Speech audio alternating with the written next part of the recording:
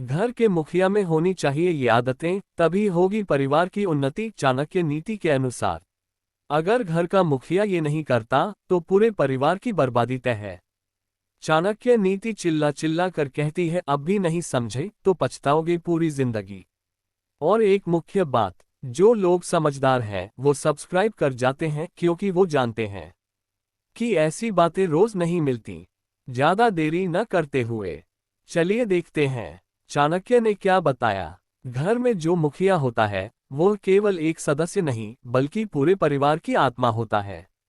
यदि मुखिया की सोच, आदतें, दृष्टिकोण और व्यवहार ठीक है तो वह परिवार को समृद्धि, शांति और विकास की ओर ले जाता है। लेकिन यदि वही मुखिया दिशाहीन, क्रोधी, स्वार्थी और आलसी हो जाए तो चाहे परिवार में कितना ही धन क्यों न हो, अंततः टूटन, अशांति और दुर्भाग्य का आगमन होता है। चाणक्य नीति के अनुसार परिवार उसी प्रकार संचालित होता है जैसे एक राष्ट्र। जैसे राष्ट्र का राजा यदि योग्य है तो राज्य सुखी रहता है, वैसे ही घर का मुखिया यदि दूरदर्शी, संयमी और नीतिपरायण है तो परिवार निश्चित रूप से उन्नति की दिशा में आगे बढ़ता है। मुखिया को सर्वप्रथम संयम रखना चाहिए। संयम वाणी में हो, भोजन में हो, व्यवहार में हो और धन के उपयोग में भी हो। चाणक्य कहते हैं, जो व्यक्ति घर का संचालन करता है यदि वह ही असंयमी हो जाए तो पूरे घर का पतन निश्चित है। मुखिया यदि क्रोध में आकर निर्णय लेने लगे तो वह निर्णय परिवार की नींव को हिला देता है। इसलिए मुखिया को शांतचित्त, विचारशील और सहनशील होना चाहिए। घर का मुखिया सदैव अपनी वाणी पर नियंत्रण रखे। कठोर शब्द एक बार हृदय को घायल कर देते हैं, फिर लाख प्रयास करें वह घाव भरता नहीं।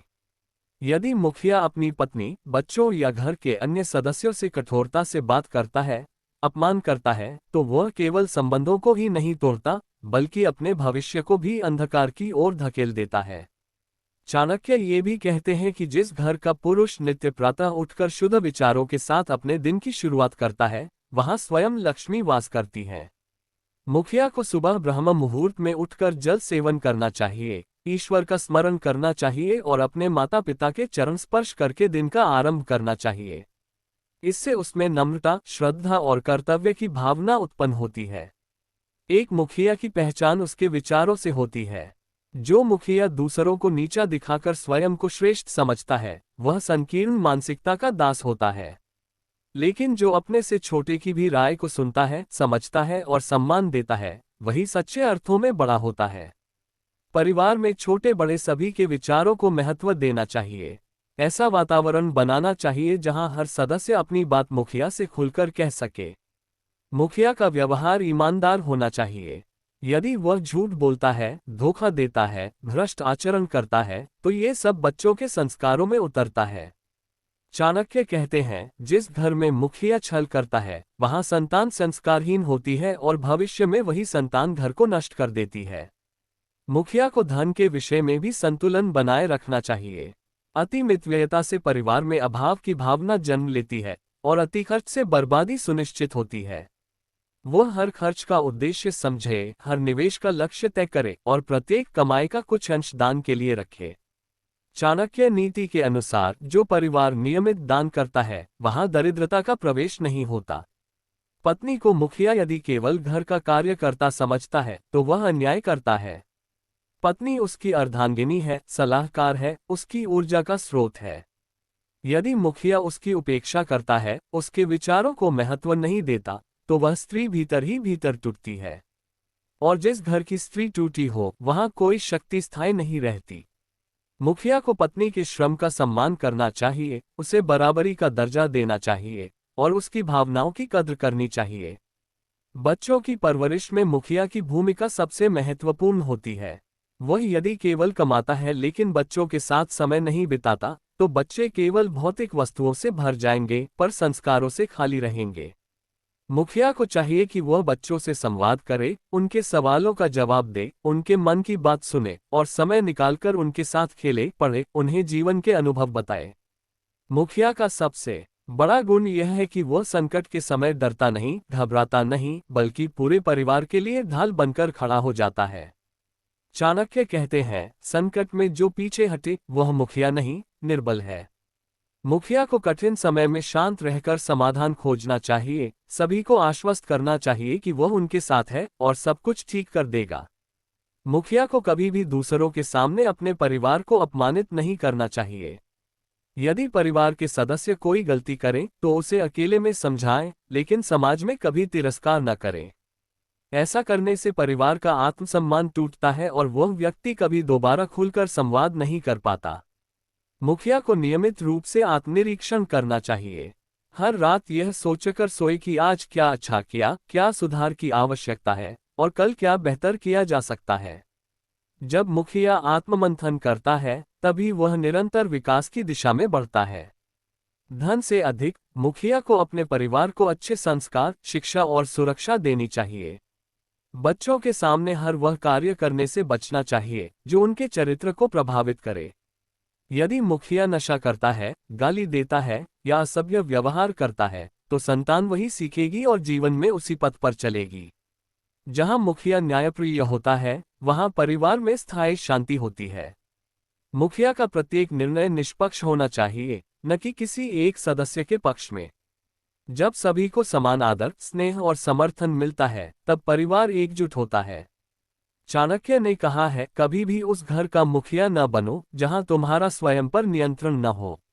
इसका अर्थ है कि मुखिया को अपनी इंद्रियों पर नियंत्रण रखना चाहिए, भोजन में, वाणी में, व्यवहार में और संबंधों में। यदि वह स्वयं पर विजय नहीं पा सका, तो वह किसी और का मार्गदर्शन कैसे कर सकता है। मुखिया को चाहिए कि वह घर की आवश्यकताओं और सीमाओं को समझते हुए सदस्यों को भी यह ज्ञान दे कि आवश्यकताएं और इच्छाएं अलग होती हैं। जब घर के सदस्य हर चाहत को जरूरत समझने लगते हैं, तब वहां असंतोष जन्म लेता है। चाणक्य नीति स्पष्ट कहती है, जैसे रथ का संचालन कुशल सारथी करता है, वैसे ही परिवार का संचालन विवेकवान मुखिया करता है। यदि मुखिया ने संतुलन खो दिया, तो घर टूटने में देर नहीं लगती। ध्यान देने योग्य बात यह है कि मुखिया को अपने स्वास्थ्य का भी विशेष ध्यान रखना चाहिए। एक बीमार मुखिया केवल शरीर से नहीं, विचारों से भी थक जाता है। वह निरंतर चिंता में डूबा रहता है, निर्णय लेने में चूक करता है और उसका असर पूरे घर पर पड़ता है। चाणक्य कहते हैं कि स्वस्थ शरीर में ही स्वस्थ निर्णयों का वास होता है। अतः मुखिया को चाहिए कि वह योग, प्राणायाम, संयमित आहार और नियमित दिनचर्या का पालन करे। घर के खर्च, आमदनी, बचत और निवेश की जानकारी केवल पत्नी को ही न हो, बल्कि युवा बच्चों को भी आर्थिक अनुशासन की शिक्षा मिले, इसकी जिम्मेदारी मुखिया की होती है। वो उन्हें बताएं कि पैसा कमाना कठिन है, लेकिन उसका उचित उपयोग और भी कठिन है। जब बच्चे बचपन से यह सीखते हैं कि आय से अधिक व्यय संकट लाता है, तब वे युवा होकर समझदार और उत्तरदायी बनते हैं। मुखिया को कभी भी दूसरे घरों से तुलना नहीं करनी चाहिए। वह परिवार क्या कर रहा है, उनका बेटा कितना कमा रहा है, उनकी पत्नी कैसे रहती है, ऐसी तुलना केवल हीन भावना और कुंठा को जन्म देती है। चाणक्य कहते हैं, दूसरों की दीपशिखा देखकर अपने घर का दीपक न बुझाओ। अपने दीपक को हवा दो, घी दो और तेज दो। मुखिया को अपना ध्यान केवल अपने घर के विकास और संतुलन पर लगाना चाहिए। सही मुखिया वही होता है जो अपनी गलतियों को स्वीकार करने का साहस रखता है। यदि उसने किसी निर्णय में चूक की है, तो वह स्वयं कहे, हाँ, यह मेरी गलती थी। जब बच्चे और परिवार के सदस्य ये देखेंगे कि उनका मार्गदर्शक भी मानवीय है, ईमानदार है, तो उनमें भी सत्य बोलने की प्रवृत्ति आएगी। लेकिन यदि मुखिया हर गलती दूसरों पर डालता है, तो वह भीतर ही भीतर सबको तोड़ देता है। मुखिया को ईश्वर के प्रति आस्था रखनी चाहिए, परंतु अंधविश्वास में नहीं डूबना चाहिए। यदि वह पूजा करता है, उपासना करता है, नियम रखता है, तो उसके पीछे भावना होनी चाहिए, प्रदर्शन नहीं। जब वह निस्वार्थ भाव से पूजा करता है, तो उसकी चेतना शुद्ध होती है, निर्णय मजबूत होते हैं और घर में शुभ ऊर्जा का संचार होता है। मुखिया को समाज में अपनी छवि का ध्यान रखना चाहिए, क्योंकि समाज से ही सम्मान आता है और सम्मान से आत्मबल। यदि मुखिया का नाम ही झूठ, बेईमानी या झगड़े में बदनाम हो जाए, तो उसके बच्चे कभी गर्व से सिर नहीं उठा सकते। इसलिए उसका आचरण बाहर भी वैसा ही होना चाहिए जैसा घर में है, शुद्ध, स्पष्ट और मर्यादित।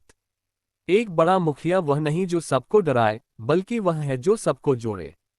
वह पिता की भूमिका में मार्गदर्शक होता है, पति की भूमिका में साथी होता है, बेटे की भूमिका में आज्ञाकारी होता है और भाई की भूमिका में विश्वासपात्र होता है।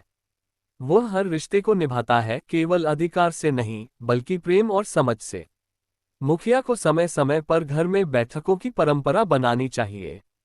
कोई भव्य आयोजन नहीं, बस सब लोग साथ बैठें, एक दूसरे की बातें सुने, सप्ताह के अनुभव साझा करें। इससे परिवार के भीतर संवाद का पुल बनता है और दूरियां मिटती हैं। चाणक्य कहते हैं, जहां संवाद मर जाता है वहां संबंध सूख जाते हैं। मुखिया को अपने अहंकार का त्याग करना चाहिए। अहंकार से रिश्ते नहीं टिकते, केवल भय और दूरी जन्म लेती है। मुखिया को ये समझना होगा कि वह श्रेष्ठ है क्योंकि उसने दायित्व स्वीकार किया है। ये दायित्व सेवा का है, अधिकार का नहीं। यदि मुखिया ने स्वयं को ही सर्वोपरि समझ लिया तो शेष सभी रिश्ते दबने लगते हैं और अंततः विद्रोह होता है। मुखिया को प्रतिदिन कम से कम एक सकारात्मक कार्य करना चाहिए, चाहे वह किसी की मदद हो, किसी को प्रोत्साहन देना हो या किसी की बात सुनना हो। ये छोटे छोटे कार्य परिवार में ऊर्जा भरते हैं। बच्चे जब देखते हैं कि पिता या दादा हर दिन कोई अच्छाई करते हैं तो वे खुद भी वही पथ अपनाते हैं। जब कोई सदस्य गलती करता है तब मुखिया का दायित्व है कि वह उसे सजा नहीं, समझ दे। उसके व्यवहार को देखकर शब्दों से नहीं, दृष्टि से मार्गदर्शन करे। कठोरता नहीं, करुणा से समझाए कि गलती क्यों हुई और उसे कैसे सुधारा जाए। इस तरह वह केवल दंड नहीं देता बल्कि चरित्र गढ़ता है। घर का मुखिया वही है जो सबके सुख दुख को समझे। किसी सदस्य का चेहरा मुरझाया हो तो पूछे कि क्या बात है। किसी को बीमारी हो तो उसकी सेवा करे। यदि घर में किसी की उन्नति हो तो खुलकर प्रशंसा करे। जब मुखिया घर के प्रत्येक सदस्य की भावनाओं में भागीदार बनता है तभी वह सच्चे अर्थों में परिवार का स्तंभ कहलाता है। चाणक्य नीति यह भी कहती है कि मुखिया को कभी किसी पर अंधविश्वास नहीं करना चाहिए। उसे विवेक से हर निर्णय लेना चाहिए। मित्र चुनते समय, सलाह लेते समय और संबंध बनाते समय उसे सजग रहना चाहिए। यदि मुखिया भावनाओं में बहकर निर्णय करता है तो उसके परिणाम पूरे परिवार को भोगने पड़ते हैं। मुखिया का धैर्य उसका सबसे बड़ा धन होता है। यदि वह उग्र स्वभाव का है तो वह जल्दबाजी में निर्णय करेगा और अपने ही रिश्तों को तोड़ देगा। लेकिन यदि वह धैर्यवान है तो वह हर परिस्थिति को सहजता से देखेगा, समझेगा और समाधान निकालेगा। ऐसे व्यक्ति को संकट भी नमस्कार करता है। घर का मुखिया जितना अधिक सकारात्मक रहेगा उतना ही उसका परिवार मानसिक रूप से सुरक्षित और खुश रहेगा। यदि मुखिया नकारात्मकता फैलाए, हर बात में दोष ढूंढे, शिकायत करे तो बच्चे और स्त्री भय में जीने लगते हैं। ऐसे माहौल में न कोई विकास होता है, न कोई आत्मविश्वास पनपता है। मुखिया यदि अपने भीतर धैर्य को जन्म दे दे तो हर कठिन परिस्थिति सरल हो जाती है। चाणक्य ने स्पष्ट रूप से कहा है कि जो व्यक्ति शीघ्रता में निर्णय करता है वह अनेक बार पछताता है, लेकिन जो मनुष्य ठहरकर, सोचकर और समझकर निर्णय करता है वह सदैव सफल होता है। घर का मुखिया वही है जो संकट के समय परिवार के अन्य लोगों के घबरा जाने पर भी शांत और स्थिर बना रहता है। जब घर में झगड़ा हो, मन में उद्वेग हो, परिस्थितियां बिगड़ चुकी हो, तब भी जो व्यक्ति मन को संतुलित रखे वही सच्चे अर्थों में कुल का नेतृत्व करता है। जिस प्रकार एक कुम्हार बर्तन बनाते समय बाहर से चोट करता है लेकिन अंदर से हाथ को सहारा देता है, उसी प्रकार मुखिया का स्वभाव भी होना चाहिए। उसे अनुशासन लागू करना है, कठोर निर्णय भी लेने हैं, परंतु साथ ही साथ स्नेह, करुणा और संवेदना का भाव भी रखना है। चाणक्य कहते हैं कि जो व्यक्ति केवल कठोर होता है वह अकेला रह जाता है और जो केवल कोमल होता है वह नेतृत्व खो देता है। इसीलिए मुखिया को इन दोनों के बीच संतुलन साधना चाहिए। यदि मुखिया समय का पालन नहीं करता है तो परिवार में अनुशासन समाप्त हो जाता है। वह स्वयं देर से उठता है, कार्यों को टालता है, निर्णयों को लटकाता है, तो उसकी संतान भी वही सीखती है। चाणक्य कहते हैं, कालो ही दुरतिक्रमः, अर्थात समय को कोई पराजित नहीं कर सकता। समय को जिसने साध लिया उसने सफलता को वश में कर लिया। मुखिया का समयबद्ध जीवन परिवार के प्रत्येक सदस्य को समय के मूल्य का बोध कराता है। चाणक्य नीति में एक विशेष बात कही गई है, जो मुखिया गुप्त रूप से परिवार की निगरानी नहीं करता वह एक दिन स्वयं अपने घर में अपमानित होता है। इसका अर्थ यह नहीं कि मुखिया संदेह करे, बल्कि यह कि उसे सब जानना चाहिए, किसकी क्या आदत है, कौन किससे क्या कहता है, किसका व्यवहार कैसे बदल रहा है। यदि कोई संतान गलत संगत में पड़ रही है या कोई सदस्य अवसाद में जा रहा है, तो मुखिया को पहले जानना चाहिए। यही सजगता उसे संकट आने से पहले चेतावनी देती है। घर का मुखिया यदि परिश्रमी नहीं है तो उसका घर कभी समृद्ध नहीं हो सकता। चाणक्य कहते हैं, परिश्रम ही भाग्य का दूसरा नाम है। जो व्यक्ति आलसी है, जो अवसर को पहचान नहीं पाता, वह कभी परिवार को ऊंचाई नहीं दिला सकता। यदि मुखिया स्वयं कार्य नहीं करता, केवल दूसरों को आदेश देता है, तो वह नेतृत्व खो देता है। उसे दूसरों से पहले उठना चाहिए, सबसे अधिक काम करना चाहिए और सबसे अंत में सोना चाहिए। धन की व्यवस्था भी मुखिया का ही उत्तरदायित्व है, परंतु ये केवल कमाने तक सीमित नहीं है। चाणक्य कहते हैं, जो मुखिया केवल धन कमाना जानता है पर उसे संभालना नहीं जानता, वह एक दिन दरिद्र होता है। धन का उपयोग कहाँ, कितना और कैसे हो, ये निर्णय भी विवेकपूर्ण होना चाहिए। यदि मुखिया अपव्यय करता है तो परिवार में भी फिजूलखर्ची बढ़ती है। यदि वह संयमित है, बचत करता है, तो पूरा परिवार अनुशासित हो जाता है। मुखिया को धार्मिक होना चाहिए, पर अंधविश्वासी नहीं। उसे शास्त्रों की मर्यादा का पालन करना चाहिए, परंतु केवल कर्मकांड में उलझना नहीं चाहिए। वह पूजा करे, व्रत रखे, दान दे, पर साथ ही अपने कर्मों से धर्म को जीवंत करे। यदि मुखिया सत्य बोले तो संतान भी झूठ से बचेगी। यदि मुखिया अहिंसा का पालन करे तो परिवार में करुणा रहेगी। यदि मुखिया ब्रह्म मुहूर्त में उठे तो संतान भी आलस्य छोड़ देगी। चाणक्य कहते हैं, संकट के समय जो निर्णय लिए जाएं, वही सच्चे निर्णय होते हैं। यदि मुखिया विपत्ति में भी दृढ़ बना रहता है तो वह परिवार को संकट से बाहर निकाल सकता है। लेकिन यदि वह टूट जाता है, घबरा जाता है या दूसरों पर दोष डालता है, तो वह योग्य नेतृत्व नहीं दे सकता। मुखिया को वाणी का स्वामी होना चाहिए, शब्दों में मर्यादा होनी चाहिए। चाणक्य स्पष्ट रूप से कहते हैं, जिह्वा वशगः पुरुष, अर्थात जिसकी जीभ वश में है वही पुरुष है। जो हर बात में कटाक्ष करता है, जो अपमानित करता है, जो दूसरों की भावनाओं को नहीं समझता, वह परिवार को तोड़ देता है। लेकिन जो प्रोत्साहित करता है, जो मौन रहकर भी बहुत कुछ समझा देता है, वही परिवार को जोड़ता है। यदि मुखिया को क्रोध आता है तो वह निर्णय नहीं ले सकता। यदि वह ईर्ष्यालु है तो वह न्याय नहीं कर सकता। यदि वह मोह में है तो वह निष्पक्ष नहीं रह सकता। इसलिए मुखिया को इन तीनों से बचना चाहिए, क्रोध, लोभ और मोह। चाणक्य कहते हैं, जो व्यक्ति इन तीनों पर विजय पा लेता है, वही सच्चा राजा बनता है। घर का मुखिया भी अपने घर का राजा होता है, अतः उसे इन दोषों से मुक्त रहना चाहिए। मुखिया यदि भविष्य की योजना नहीं बनाता तो घर पीछे रह जाता है। उसे समझना चाहिए कि केवल वर्तमान में जीने से काम नहीं चलता। बच्चों की शिक्षा, परिवार की सुरक्षा, स्वास्थ्य की व्यवस्था, आपात स्थिति में क्या करना है, इन सब की स्पष्ट योजना होनी चाहिए। चाणक्य कहते हैं, जो आज का विचार नहीं करता वह कल पछताता है। संपत्ति का वितरण भी मुखिया की बुद्धिमत्ता पर निर्भर करता है। कई बार परिवारों में झगड़े केवल इस कारण होते हैं कि मुखिया ने समय पर स्पष्टता नहीं दिखाई। चाणक्य नीति में कहा गया है, जो मृत्यु से पूर्व उत्तराधिकारी निश्चित नहीं करता, वह अपने कुल को कलह में डाल देता है। इसलिए परिवार की संपत्ति, जिम्मेदारियां और अधिकार समय रहते बांट देना चाहिए, ताकि भविष्य में कोई विवाद न हो। मुखिया को परदोष देखने की प्रवृत्ति से बचना चाहिए। यदि वह हर समय केवल दूसरों की गलतियां खोजता है तो घर का वातावरण विषैला हो जाता है।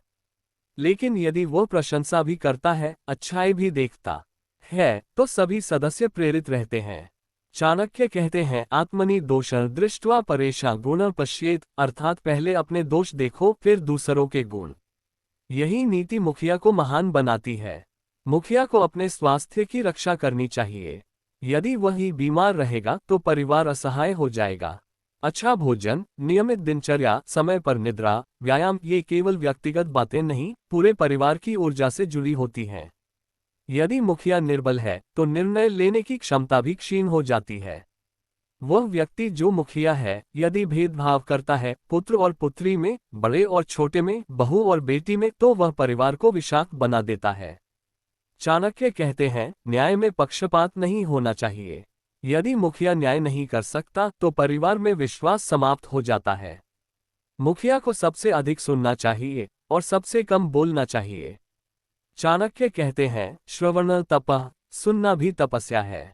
जब वह हर सदस्य को ध्यानपूर्वक सुनता है तब उसे वास्तविकता का बोध होता है। जो केवल बोलता है वह केवल अपनी सोच में जीता है, लेकिन जो सुनता है वह सबकी समझ में प्रवेश करता है। घर का मुखिया एक दीपक की तरह होता है जो पूरे परिवार के अंधकार को दूर करता है, जो हर तूफान से पहले स्वयं जलता है ताकि बाकी सदस्य उस संकट से बच जाएं।